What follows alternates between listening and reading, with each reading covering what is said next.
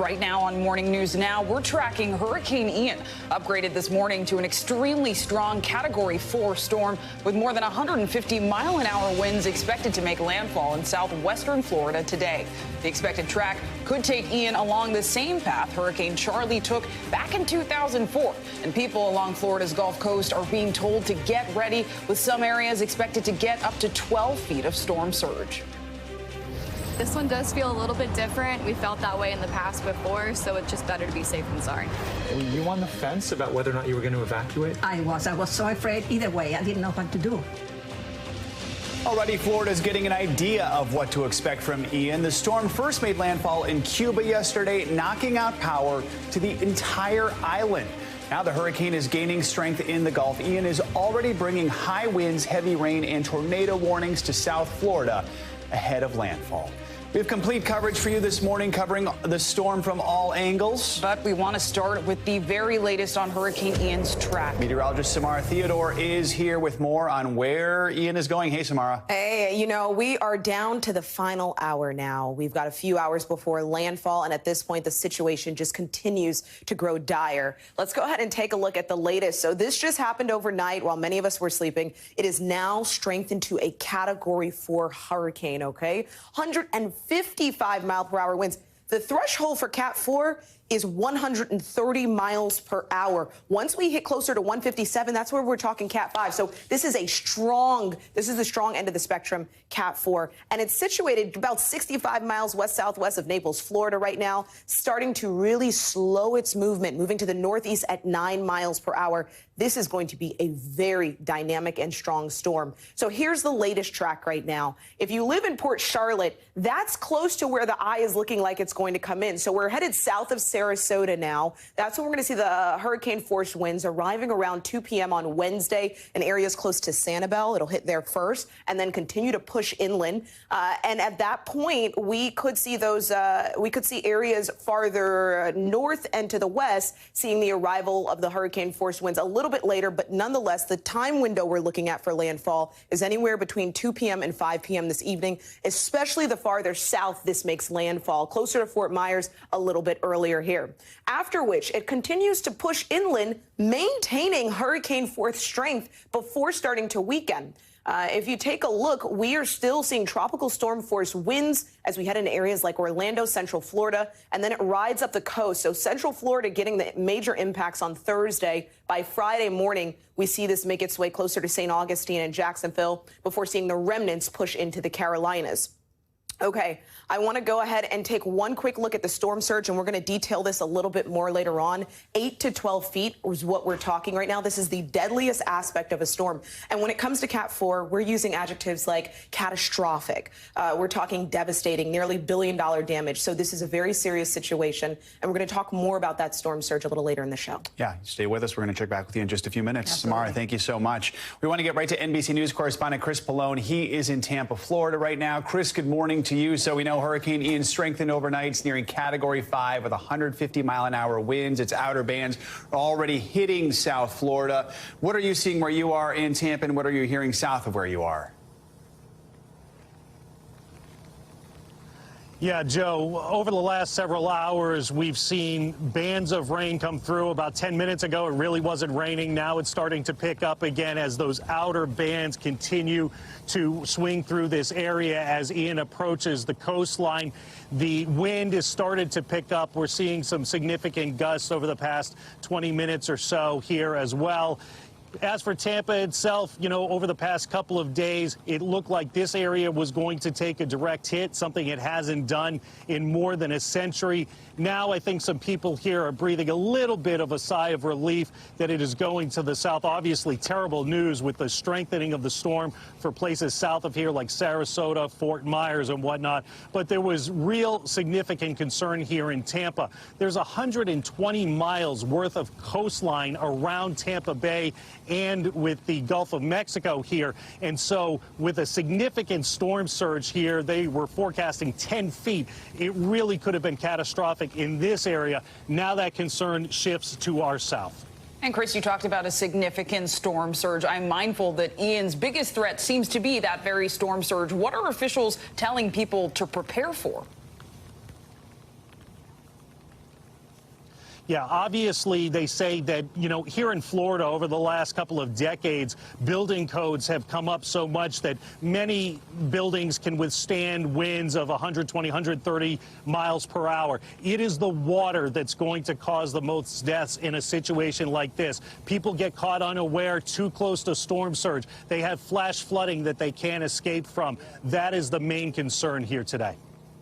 And Chris, where you are in Tampa, they're undergoing major infrastructure upgrades to protect the city from flooding. It's still years from completion. The Tampa area, as you mentioned, hasn't seen a hurricane in more than 100 years. This latest path could mean the city's going to avoid that direct hit they've been fearing for so long. But still, they could see storm surge. They could see a lot of rain and some flooding. So what are officials saying about the extent of flooding damage that Tampa could still face from this storm? And how are they preparing for that? Obviously, they did short-term fixes, trying to clean out storm drains and sandbag where they could, but they're really hoping with those improvements not yet finished that this is mostly a rain and flash flooding event versus storm surge.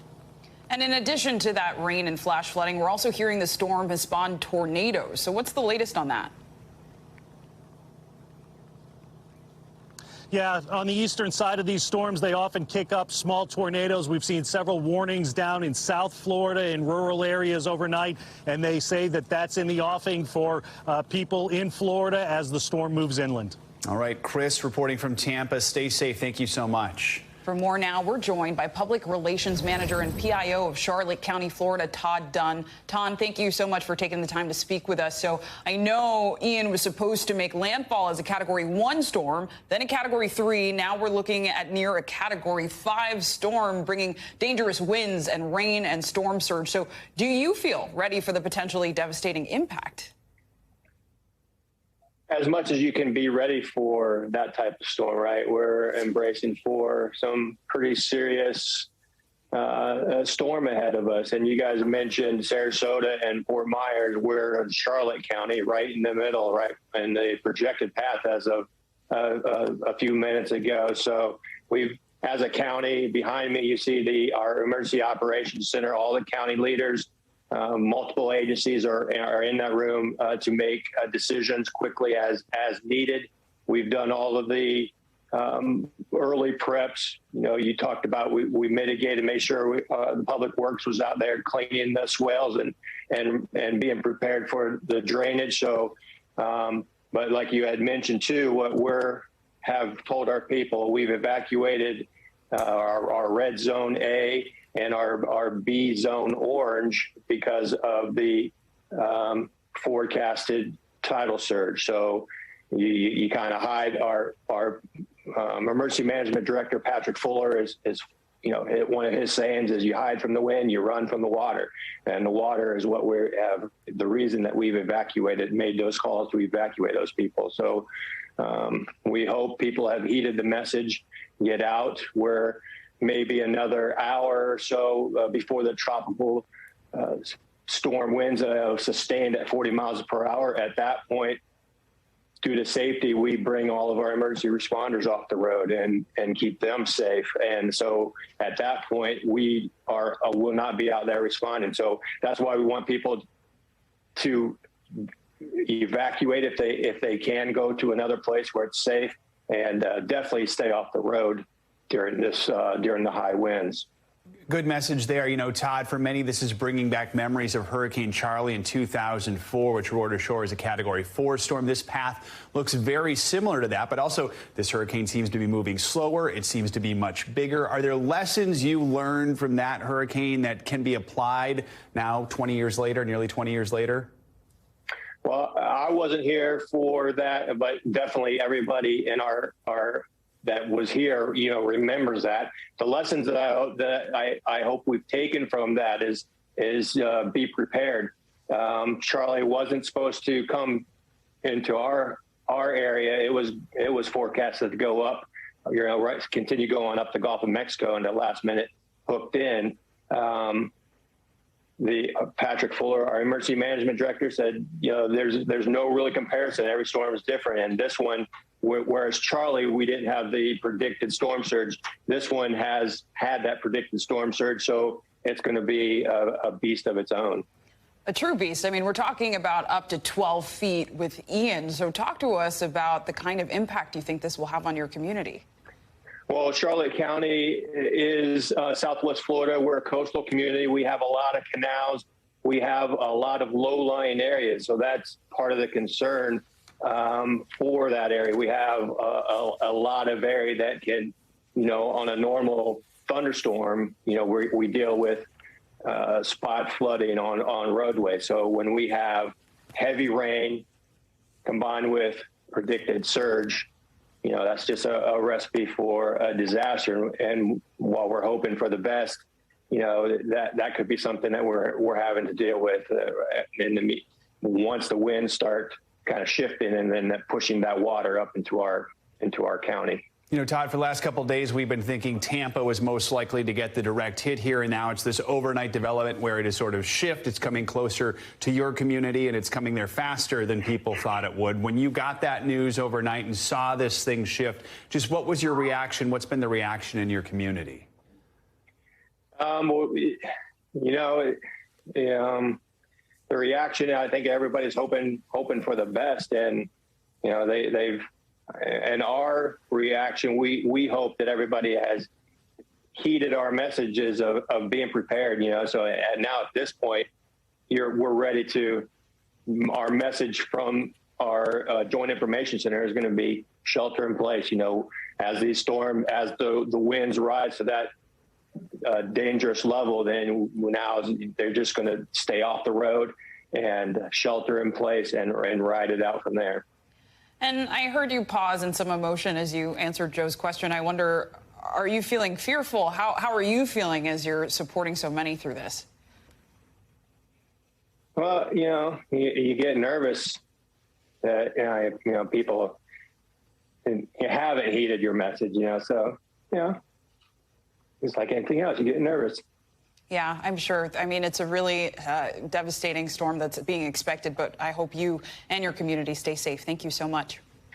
Yeah, thank you. All right, we're wishing you, Charlotte County, Florida PIO, Todd Dunn, and your whole family and your whole community a lot of safety right now. Meanwhile, we want to talk about where the storm already hit, and that is Cuba, which is in the dark this morning after Hurricane Ian slammed the country with heavy winds and rain. That's right. Cuba's electric union said that work is now underway to restore power across the island as residents begin to pick up the pieces from the devastating storm. NBC News correspondent Guad Menendez is on the ground in Cuba with the very latest. In the aftermath of Hurricane Ian, things have only gotten harder for Cuba. Here in Havana, we saw the sea rise and floodings taking place all across the boardwalk and the neighborhoods behind me, even as far as 5 or 6 blocks from the ocean in Havana. In fact, the hotel where we were staying flooded overnight. Some of that water is now receding back to the lower levels, but of course this will be causing some damage. Meanwhile, we are still assessing the damage in western Cuba. Now, the latest report indicates that 2 people died as a result of the hurricane passing through Pinar del Rio. This is a province that was affected the most. As many as 64,000 people were evacuated by the military. We know that the main hospital in the capital of that province that has the same name, Pinar del Rio, the main hospital had a lot of damage to the structure. We will be going to that part of Cuba today because communication has been quite difficult. It's also been hard to get information. We've been getting some images, people uploading videos and photos to social media of the aftermath in that region. Meanwhile, as of last night, all of Cuba was in the dark. The government informing that there is a national blackout. This is the system failing after the storm devastated western Cuba. So it's only people with generators that are able to power lights or to use some type of electricity in Cuba. We don't know when the power will be restored. They did inform last night that they would try to restore some of that power into the evening or this morning. But as of now, we're still in the dark in this part of Havana, and it's impossible to know what's happening in other parts of the country because of the lack of communication. There is some cell service in parts of Cuba, and that's how people have been able to communicate. But as of now, we're still assessing the damages in that part of the country, hardest hit on the western part of Cuba after Hurricane Ian made its way through the island. Back to you. Juan Venegas, thank you so much for that report. Now, as Hurricane Ian approaches, officials are warning, as we've been talking about a large and potentially life-threatening storm surge. That's right. NBC News senior national correspondent Kerry Sanders has more on the dangers Floridians are facing. The waters of the Gulf of Mexico are warm, as high as 89 degrees, a high-octane fuel for hurricanes. With a shallow seabed along the Gulf Coast, the perfect combination for catastrophic storm surge. Shallow water is actually easier to pick up and lift and blow up onto the land than it is in deep water. And so the same wind on the west coast of Florida will have substantially greater storm surge than it would on the east coast of Florida. I've experienced it firsthand. This is what storm surge looks like. It's a fast-moving, fast-rising flash flood with the power of the Atlantic Ocean behind it. What causes that building wall of water known as storm surge? 100-plus mile-per-hour winds whipping across the surface of the water, piled higher and higher. The storm surge, combined with high tide, may cause water levels as high as 10 feet above normal, overwashing beaches and potentially traveling miles inland. I'm at about 2 feet above sea level, which means a 5-foot storm surge would come in about here. A 10-foot storm surge up there. In some cases, the storm surge could wash over Florida's barrier islands. Water does the most damage. It kills the most people, and it takes the longest to recover from. Anyone with a mortgage in a flood zone is required to carry federal flood insurance, but wind damage is covered by your homeowner's policy. In Florida, 6 insurance companies have claimed insolvency just this year. Homeowners complain those that are still in business here have jacked up premiums. I'd say probably about a 30% increase for myself. Others, I've seen them, rise 50%, 100%, and some have just been canceled altogether. Our thanks to Kerry Sanders, really helping us understand what this storm surge impact could be. Absolutely, and we want to take a closer look at just how dangerous this storm surge is going to be. Yeah, let's bring in meteorologist Samara Theodore again to talk more about specifically the storm surge, which really is one of the biggest risks right now. Yes, it's the deadliest component to a hurricane, and right now I want to talk about why the western coast is so vulnerable. So here's a look at what's happening, okay? And this is the worst case scenario for areas like Fort Myers, Cape Coral, Sanibel, into Port Charlotte. So if you look at the hurricane rotation as we head towards this afternoon and landfall, you see how the strongest winds is forcing and piling in water into areas like Bonita Springs, into Fort Myers. So we get that onshore wind piling water in, just driving it in, whereas in Tampa, they'll actually see that water moving out. Now, that's nothing to sleep on, because we are going to see very heavy rain falling in Tampa, so they'll have their own issue. But here's a closer look at that potential storm surge. And this area in red here is the area that could see some of the worst storm surge flooding.